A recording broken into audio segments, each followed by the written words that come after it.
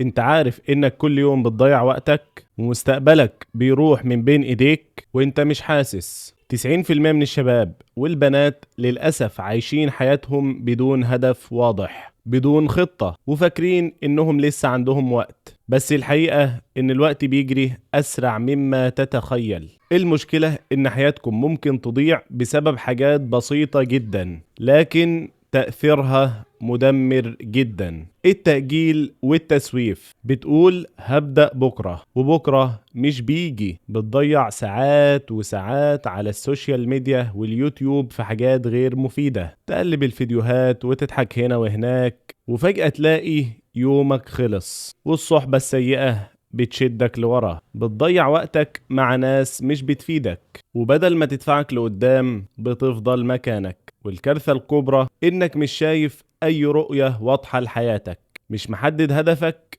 وعايش يوم بيوم. طيب الحل؟ ما تقلقش، الحل بسيط، لكنه محتاج منك خطوة واحدة بس. أول حاجة، لازم تحدد هدفك بوضوح. انت عاوز توصل لإيه خلال سنة، 5 سنين؟ ما ينفعش تمشي في حياتك بدون بوصلة. بعد كده نظم وقتك، ما تضيعش وقتك في اللي مش هيفيدك. حدد أولوياتك، مش لازم تبدأ بحاجة ضخمة، خد خطوة صغيرة. أي حاجة، المهم تبدأ النهاردة. والأهم من كل ده، حط نفسك وسط ناس ناجحة، ناس عندها طموح، ناس تدفعك لقدام. هتحس بالفرق وهتبدأ تتغير بإذن الله. إني لأكره أن أرى أحدكم يمشي سبهللا، لا في عمل الدنيا ولا في عمل الآخرة. سيدنا عمر بن الخطاب رضي الله عنه. مفيش حاجة اسمها وقت فاضي، إما بتشتغل لمستقبلك أو بتضيع وقتك بدون هدف. والفرق بين الناجح والفاشل